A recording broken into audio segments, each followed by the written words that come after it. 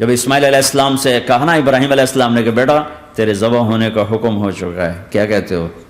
تو انہوں نے کہا جلدی کرو، یا ابا تفعل، یا ابا تفعل، ابا جلدی کرو۔ تو ابراہیم سمجھے کہ شاید یہ پتہ نہیں چلا اسے کہ بیٹا تمہیں خبر ہے میں کیا کہہ رہا ہوں؟ کہاں خبر ہے، بڑا اچھا سودا ہے،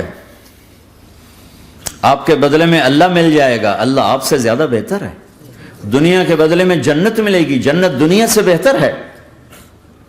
پھر معصوم بچوں کو خیال، ہاں میری ماں کو ضرور تکلیف ہوگی، تو اپنا کرتا اتارا اور اپنے باپ کو دیا کہ یہ کرتا آپ نے میری اماں کو دینا ہے، جب مجھے کبھی یاد کرے گی تو میرا کرتا دیکھ لیا کرے گی، تسلی ہو جائے گی، اور آپ نے اپنے کرتے میں مجھے کفن دے کے ادھر ہی دفن کر دینا ہے، ادھر نہیں لے جانا وہ مکے کی طرف کہ میری ماں کو وہاں تکلیف ہوگی، میرا کٹا سر دیکھ کر بغیر سر کے پورا دھڑ وہ اس کو تکلیف ہوگی۔ ایسے اطمینان سے، چونکہ اور ذبح ہونے والا بھی ایسی باتیں کرتا ہے، بابا میرے ہاتھ بھی باندھ دے، میرے پاؤں بھی باندھ دے، کہ ممکن ہے جب تو چھری چلائے اور میرا ہاتھ پاؤں ہلے تو تجھے لگ کے تمہیں تکلیف نہ ہو جائے۔ پیسے میں چین ہوتا، زندگی میں چین ہوتا نہیں، اللہ کو پانے میں چین ہے، اور ادھر وہ بھی اللہ کو ڈھونڈ رہا ہے۔ ارے میرے بھائیو، 60 برس کی دعا کے بعد بیٹا ملا، 60 برس دعا مانگی، یا اللہ اولاد دے دے، اولاد دے دے، اولاد دے دے، 60 سال کے بعد اولاد ہوئی، 84 سال کی عمر میں، 80 سے 84 برس کی عمر میں کے درمیان بچہ ہوا ہے۔ جب وہ 5 سے 10 سال کا ہوا ہے اور ابراہیم 90 کراس کر گئے، 90 کا بیریئر کراس کر گئے، جب مرغی کو ذبح کرتے بھی ہاتھ کانپیں، 90 برس 92 سال کا بڈھا تو مرغی نہیں ذبح کر سکتا، تو اس کو کہا جا رہا بچہ ذبح کر۔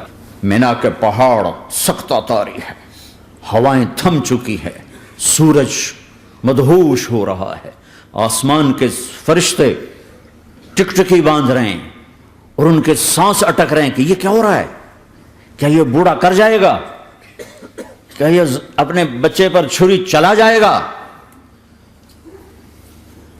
باندھ رہے ہیں ہاتھ اور پاؤں۔ ابے بچے نے کہا تھا مجھے الٹا لٹانا، سیدھا نہ لٹانا، کہیں تیری نظر پڑے میرے چہرے پر اور پھر تو رک جائے، نہیں نہیں نہیں، سیدھا الٹا۔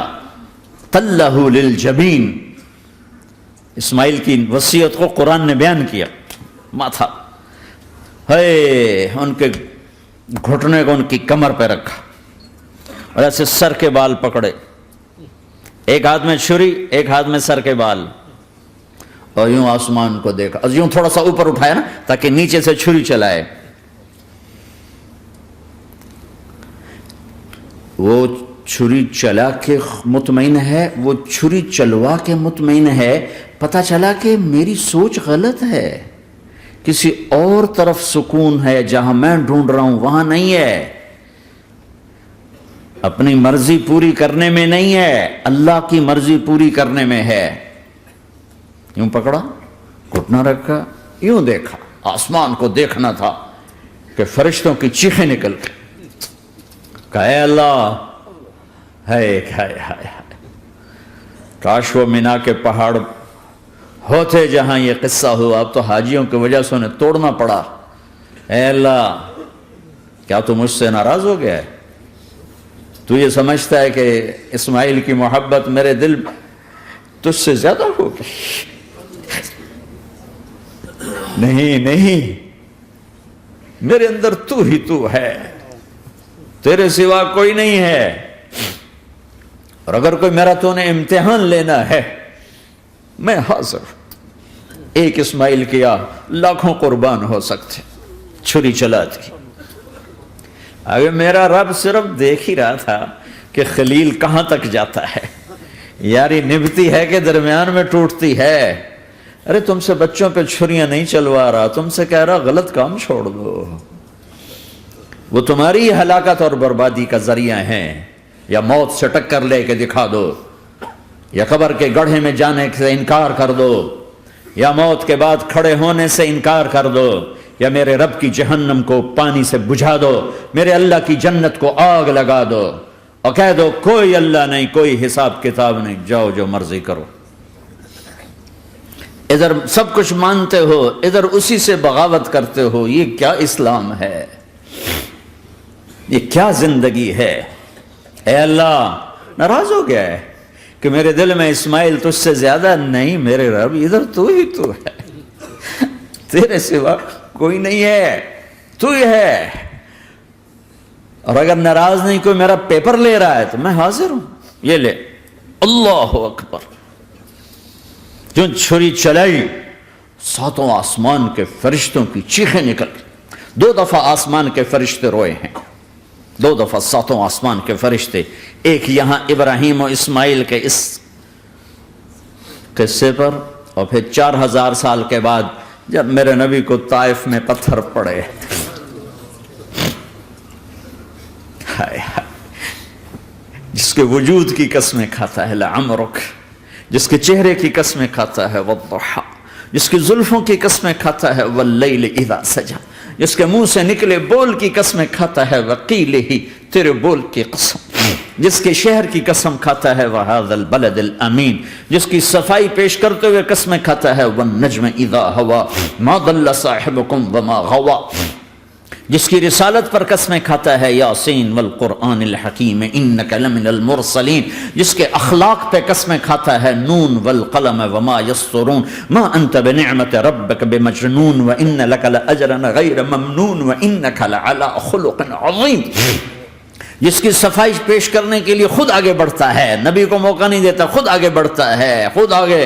انہوں نے کہا اِنَّا لَتَارِكُ آلِهَتِنَا لِشَاعِرٍ مَجْنُونَ، تو قبل اس کے کہ میرے نبی جواب دیتے، اللہ جواب دینے کے لیے آ گیا فَلَا أُقْسِمُ بِمَا تُبْصِرُونَ وَمَا لَا تُبْصِرُونَ إِنَّهُ لَقَوْلُ رَسُولٍ كَرِيمٍ وَمَا هُوَ بِقَوْلِ شَاعِرٍ قَلِيلًا مَا تُؤْمِنُونَ وَلَا بِقَوْلِ كَاهِنٍ قَلِيلًا مَا تَذَكَّرُونَ۔ کہنے والوں نے کہا جادوگر، کہنے والوں نے کہا شاعر، ساحر، میرے رب نے خود جواب دینا، شاعر ہے نہ ساحر ہے نہ جادوگر ہے، میرا حبیب ہے، میرا رسول ہے۔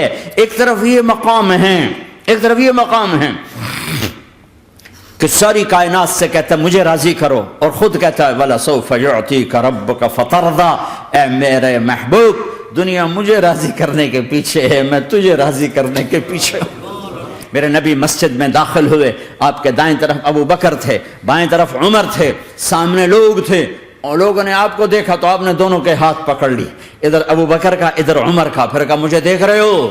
صحابہ نے یوں دیکھا، کہا هَكَذَا نُحْشَرُ يَوْمَ الْقِيَامَةِ، قیامت کے دن ہم تینوں ایسے اٹھائے جائیں گے کہ میرے دائیں طرف ابو بکر ہوگا اور بائیں طرف عمر ہوگا۔ آپ نے کہا میدان محشر میں چلوں گا براق پہ سوار ہو کر، اور بلال حبشی میرے آگے سرخ اونٹنی پہ سوار ہو کے چلے گا۔ صحابہ علی کا ہاتھ پکڑا، سینے کے قریب کیا، علی تو خوش ہے؟ جنت میں تیرا گھر میرے گھر کے سامنے ہوگا، ٹھیک ہے؟ راضی ہو؟ حضرت علی رونے لگے کہ یا رسول اللہ میں راضی ہوں، میں راضی ہوں۔ عثمان، جنت میں ہر نبی کا ایک ساتھی، میرا ساتھی عثمان ہے۔ طلحہ، زبیر، جنت میں ہر نبی کا ایک خادم، میرے 2 خادم، ایک طلحہ ایک زبیر۔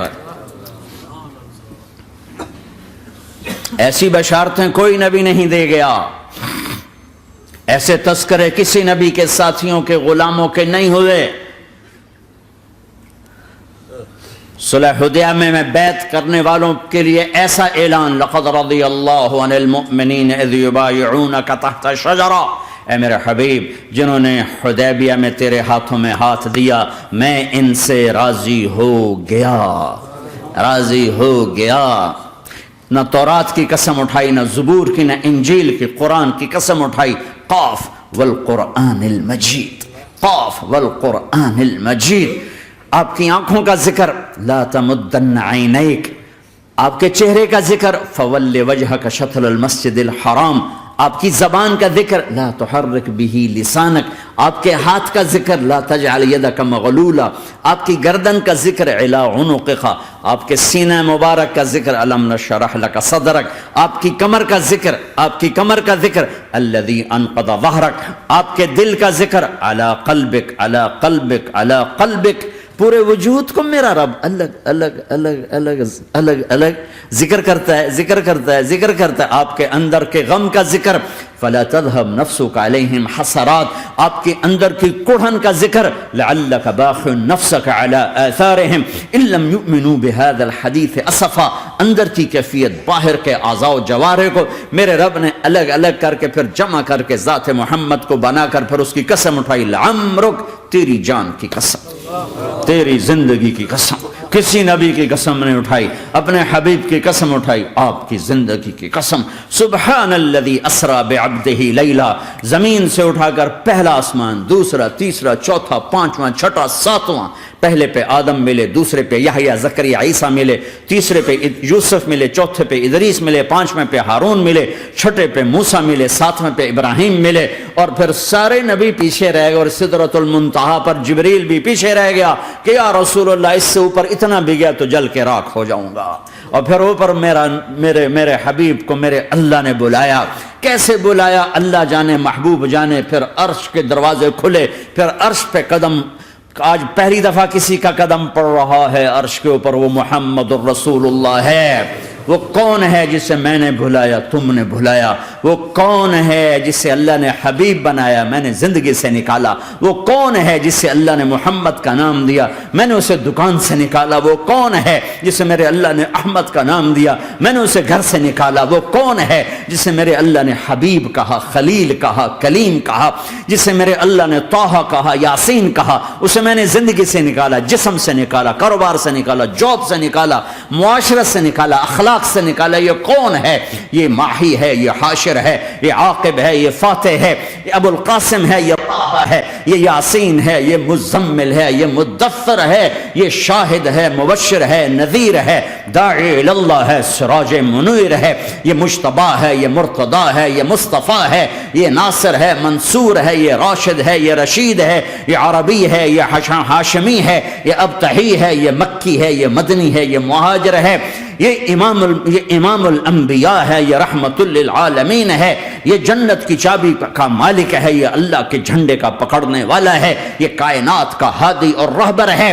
یہ وہ ہے جس کو پہلی کتابوں میں کہا جا رہا ہے اجعل السکینۃ لباسہ والبر شعارہ والحق منطقہ والعدل والعفو والمعروف خلقہ والعدل سیرتہ والہدى امامہ احمد اسمہ والاسلام ملتہ. پتہ نہیں کہاں سے حدیث مجھے پرانی 30 سال پرانی پڑھی ہوئی یاد آ گئی. یہ وہ ہے جسے برمنگھم والے بھلا دیں گے پر اس کا رب نہیں بھولا. تو حبیب ہے، وہ تو حبیب ہے. یہ وہ ہے جس کا نام احمد ہوگا، جس کا دین اسلام ہوگا، ہدایت کا وہ امام ہوگا، حق اس کی زبان ہوگی، عدل اس کی عدل عدل عدل عدل عدل عدل اس کی زندگی ہوگی، اس کی زندگی ہوگی. معاف کرنا، درگزر کرنا اس کے اخلاق ہوں گے. تواضع عاجزی اس کا لباس ہوگا، تواضع آج اس کا لباس ہوگا. وہ کل کائنات کا امام ہوگا. اس کے ذریعے سے اندھوں کو روشنی ملے گی، بہروں کو کان ملیں گے، گمراہوں کو ہدایت ملے گی، جہنم میں جانے والے جنت میں جائیں گے، ٹوٹے دل آپس میں جڑیں گے، قبیلے قومیں مل کر آپس میں امت بنے گی. ہاں یہ وہ ہے جو آج امت کے گھروں سے نکل گیا. یہ وہ ہے جو دنیا سے جاتے ہوئے امت کو یاد کر رہا تھا.